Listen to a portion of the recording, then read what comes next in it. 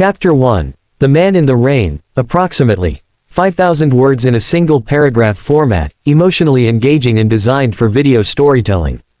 It was a stormy Thursday evening when Clara Matthews, a soft-spoken nurse in her early 30s, left the night shift at Willow Creek Hospital and stepped out into the kind of rain that felt like it could wash away memories. The streets were nearly deserted, headlights blurred by sheets of water and windshields smeared with hurried wiper blades. Her coat was too thin for this kind of weather, and her umbrella flipped in the wind before she gave up on it entirely. She rushed toward her old Corolla parked at the edge of the hospital lot, when suddenly, through the cascade of rain and the haze of a flickering streetlight, she saw something, or rather someone. A man, hunched over near the bus stop, soaked to the bone, clutching his side as if in pain. Something about him stopped her mid-step. Most people would have ignored him, thinking he was drunk or just another homeless wanderer. But Clara wasn't most people. She had seen too much suffering, too many people alone in their worst moments. Without hesitation, she rushed to him, kneeling beside his collapsed figure. "Sir, are you okay?" she asked, her voice barely audible over the storm. His face was bruised, eyes glassy, and he looked at her with confusion, as if trying to remember where he was, or who he was. Blood. She saw it, soaking through his shirt, mixing with the rain. Instinct took over. "You need help. Can you stand?" He nodded weakly. Clara gritted her teeth, slipped her arm under his, and with every ounce of strength she had, helped him to her car. "We'll get you patched up. Just hang on," she whispered, not knowing that her life was about to change forever. She drove quickly but carefully through the soaked streets to her small apartment on the edge of town. Bringing a wounded stranger into her home wasn't exactly safe or smart, but there was something in his eyes, broken, desperate, and oddly familiar, that told her she was meant to help him. Inside, she laid him gently on the couch, quickly gathering her medical bag, towels, and warm blankets. "I'm a nurse," she said as she cut away the wet fabric from his chest, revealing a deep gash. "You're lucky it's not deeper." He winced but remained silent. "What's your name?" she asked. "Nothing. Just a shake of the head." "Don't remember," she guessed. Another nod. "Amnesia. Trauma, maybe." She had seen similar cases before. As she cleaned the wound and stitched it, she found herself strangely drawn to him, not romantically, but deeply. Like something old was waking inside her. He was tall, muscular despite the pain, and his hands bore calluses, like a man used to hard work, or a life lived on the edge. She gave him some tea, changed his bandages, and finally, he fell asleep.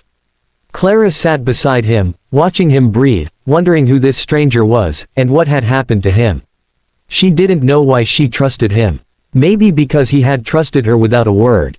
The next morning, he was still asleep when she left a note and went to her hospital shift. But throughout the day, her mind wasn't in the ICU or with her patients, it was back at her apartment, with the man in the rain. That evening, when she returned home, she expected to find him gone.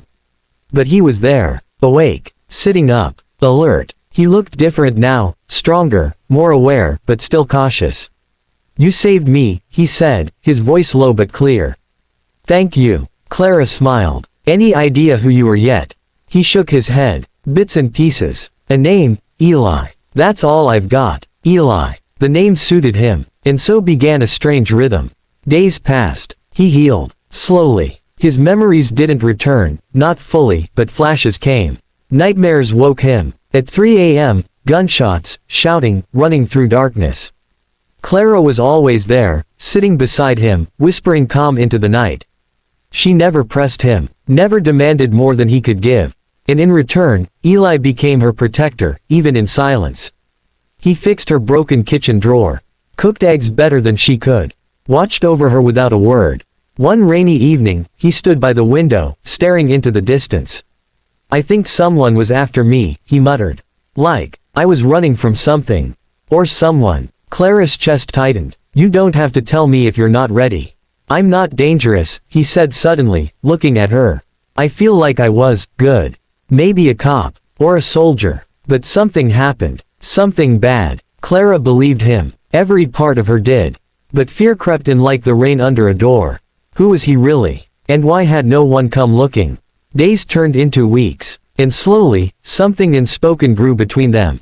It wasn't love. Not yet, but it was connection. One night, Clara brought out an old shoebox of photographs from her childhood. She showed him her younger brother, who had died in a car crash. Her parents, long divorced. Her nursing school graduation. Eli stared at one photo longer than the others. That man. Behind you. At the back. Clara leaned in. That's my uncle. He was FBI. Eli paled. I've seen him before. Her eyes widened. Where? In a memory, he whispered. I was talking to him. Arguing. Then I was running. Something cold slithered up Clara's spine. Why would you be arguing with my FBI uncle? Eli looked at her then, haunted, unsure. I don't know. But I think I wasn't supposed to survive. Silence filled the room. Rain tapped the windows like fate knocking. In that moment, Clara realized she was in deeper than she thought. This man, this stranger, was not just some lost soul. He was someone important, someone in danger, and by helping him, she had unknowingly stepped into a world far darker than she imagined. But it was too late now. She couldn't abandon him, even if it meant putting herself at risk. Even if it meant everything she thought she knew about kindness and fate was about to be rewritten. For the next 3 days, Clara moved through her shifts like a ghost, her thoughts tangled in what Eli had said, the memory of her uncle, the argument, the sense that he wasn't supposed to survive. Every word haunted her like a whisper she couldn't unhear.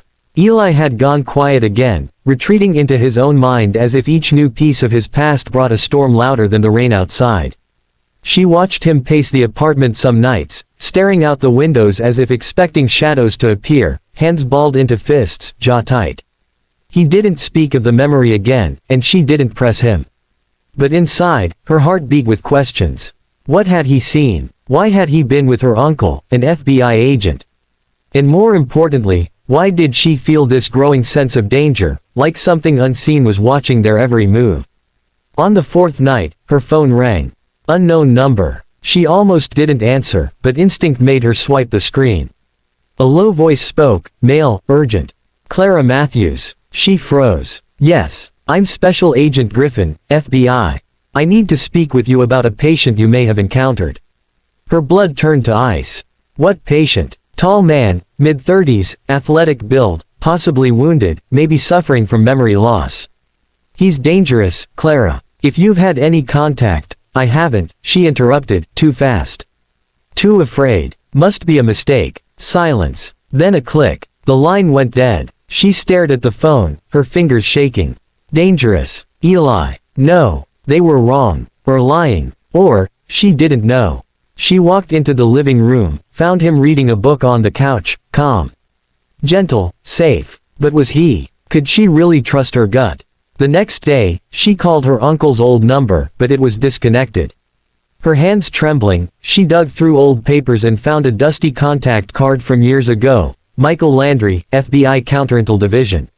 She dialed. It rang twice. Then a familiar voice answered. Clara. Her breath caught. Uncle Mike. I need to ask you something. It's about a man. She gave a vague description, but before she could finish, he interrupted. You've seen him. Not a question. A fact. I've been helping him. He was hurt. He didn't remember who he was. But now, he remembered you. Said you were arguing. Silence stretched. Then, with a grim tone, he said, Clara. Listen to me carefully. That man's name is Elijah Cross. He was one of our own. Until everything went to hell. What do you mean? She whispered. He was a deep cover operative. Infiltrated a powerful syndicate 5 years ago. We lost contact 2 months ago after an ambush. We assumed he was dead. But if he's alive, and he's with you, they're going to come looking. They think he flipped, that he ran, but he didn't remember anything. She cried. I don't know what's true anymore. Clara, her uncle's voice cracked, you're in danger. You have to leave him. Now. But how could she? She hung up, her mind spinning. When she walked back in, Eli stood there, holding her phone. His eyes locked on hers. You called him. Her heart sank. Eli, it's okay, he said softly. You had to know. I wanted to tell you. But I wasn't sure if it was real. Now I remember. He sat down slowly, looking haunted, broken. My name is Elijah Cross. I worked for the FBI. Went undercover inside a trafficking ring. The kind that buys people, smuggles children, destroys lives. I was in too deep. My last assignment, it went bad. Someone sold me out. My cover was blown. They tried to kill me. I barely escaped. I must have blacked out. You found me before they did. But the FBI said you might have turned, she whispered. That you were dangerous. His eyes met hers, raw with pain. Maybe I am. I've done things I can't forget. But I never betrayed them. Never. Clara wanted to believe him. She did believe him. But trust wasn't enough anymore. The storm had caught up to them. That night, a black car parked across the street. No one got out. It just sat there, humming like a growl beneath the rain. Clara saw it from her window. So did Eli. They've found me, he said, pulling the curtain shut. We have to run. Run where? She asked, panic rising. Somewhere safe. Somewhere I can finish what I started. He looked at her, fierce and desperate. They're not just after me. They're after what I know. I stole something, evidence. I hid it before they could find it. If we get it back, I can clear my name. End this. But I can't do it alone. Why me? She asked, tears slipping down her cheeks. Because you saved me, he said, stepping closer. You saw me when I was broken. And you didn't walk away. Against every instinct, she nodded. Okay. Let's go. They left in the dead of night, the rain like a curtain behind them. For 2 days they drove through backroads, changing motels, using fake names. At last, they arrived at an old storage facility on the edge of a city she didn't recognize. Eli punched in a code and opened a rusted locker. Inside was a metal briefcase. He opened it slowly, revealing a hard drive, documents, photos, proof of everything. Names, faces, transactions, FBI agents who were compromised, judges who took money. Clara gasped. This is explosive, which is why they want me dead. As they stared at the files, headlights flared outside. Too late. They'd been tracked. Run, Eli said, pushing the drive into her hands. Get this to your uncle. No matter what. What about you? I'll hold them off. No, she cried. I won't leave you. He grabbed her face, eyes burning. You saved me once. Let me save you now. The door exploded. Gunfire rang out. Clara ran, tears blinding her, clutching the evidence. Behind her, she heard the chaos. And then, nothing. She made it to a nearby station, breathless, sobbing, thrusting the drive into a police officer's hands. Get this to Michael Landry. FBI. Within hours, everything changed. Federal agents swarmed the facility. The ring was exposed. Names arrested. Operations shut down. Her uncle met her at dawn. You did it, he whispered. But where's Elijah? Clara looked at him, broken. I don't know. Weeks passed. Eli was never found. Official reports listed him as missing in action. Presumed dead. But Clara never believed that. She returned to her quiet apartment. Her hospital. Her old life. But she wasn't the same. And then, on a rainy morning, just like the first, she found a note under her door. 3 words, written in black ink. I'm still here. And tucked with it, a pressed white lily. Her favorite flower. Clara smiled, tears falling silently. Somewhere, Elijah Cross was still out there. Watching. Waiting. And maybe, just maybe, fate would bring them together again. It had been 117 days since that night. Since the gunfire, the escape, the evidence, the storm. And yet Clara still woke up every morning half expecting to find Eli sitting on her couch, sipping coffee the way he used to, his eyes watching her like she was the only steady thing in his shattered world. But all she had now was the note, those 3 chilling, beautiful words, I'm still here, and a single pressed lily, white as the moon, now kept inside the pages of her nursing textbook like a sacred promise. She couldn't sleep anymore, not properly. Not after everything. The FBI shut down the ring. Dozens were arrested. Her uncle had been promoted and praised for his niece's bravery.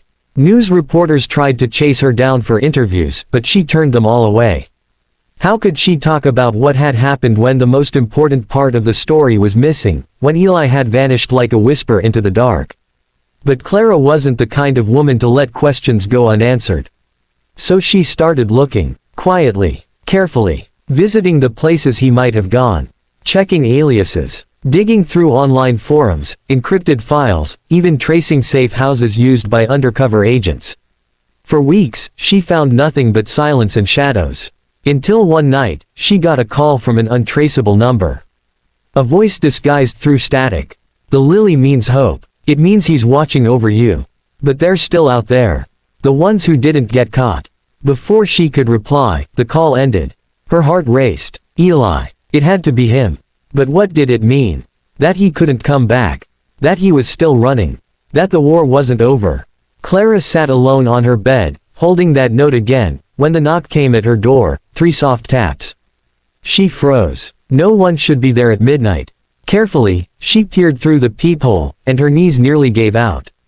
A woman stood there, soaked in rain, young, terrified, holding a duffel bag. Clara opened the door slowly. "Are you Clara Matthews?" The girl whispered. "He told me to find you." Clara pulled her inside, locking the door. "Who are you?" The girl collapsed on the couch, tears falling. "My name's Maya. I was part of the same ring. He saved me." "Eli?" Clara asked, her voice trembling. Maya nodded. "He broke in, risked everything, got us out of that place. But the others, there's still one more boss. Someone above the FBI agents. Someone powerful. Eli's trying to expose him, but he needs help. And he's hurt." Clara's heart shattered. "Where is he?" "I can take you," Maya said. And so, without telling a soul, Clara left with her. They drove for 6 hours through mountain roads, dirt paths, past ghost towns until they reached an abandoned ranger cabin hidden deep in the woods. There, lying on a makeshift bed, pale and bleeding from a bullet wound, was the man she had once found in the rain. Elijah Cross. He looked up, eyes hazy but shining. "Clara," he whispered, like her name was the only thing keeping him alive. She rushed to his side, her nurse instincts kicking in, already assessing the injury. "Why didn't you call me sooner?" she asked, tears falling as she worked. "Because they're listening," he replied weakly. "Watching everything. I had to stay hidden. But I couldn't do it without you." Clara stitched his wound by lantern light, Maya holding the flashlight steady. Hours passed before Eli could even sit up. When he finally did, he told her everything. There was another name, Vincent Hale, a billionaire tech mogul who had secretly funded the trafficking network, laundering money through charity fronts and using political favors to silence investigations. "He's the head of the snake," Eli said. "The others we caught, they were just pawns." "But why are you still running?" Clara asked. "Because I've got something he wants." Eli reached into a bag and pulled out a black USB drive. "This has voice recordings, ledgers, everything. But if I upload it, they'll kill everyone involved. You, Maya, me. Then what do we do?" Clara whispered. "We go public," he said. "But we do it smart. Safe." Over the next 2 days, they crafted a plan. Clara contacted a journalist she trusted, an old friend from school now working at a major investigative outlet. The journalist agreed to meet, in secret. They passed over the files, gave her names, photos, tapes. The story was explosive, and once it went live, everything unraveled. Vincent Hale's empire collapsed. Arrests were made across the globe. Clara and Eli became symbols, not of revenge, but of rescue. Of fighting for those who couldn't. And yet, just as quietly as he had come into her life, Eli prepared to disappear again. "They'll keep hunting me," he said as they stood by the edge of the forest. "There will always be someone who wants me gone." Clara held his hand. "Then let them come. We'll face it together." He smiled, the first real smile she had seen since that rainy night. "You've saved me more than once, Clara Matthews. Maybe one day, I'll get to save you." "You already did," she replied. "You reminded me that kindness can still change the world." And with that, he pulled her into his arms, kissed her forehead, and walked away into the trees.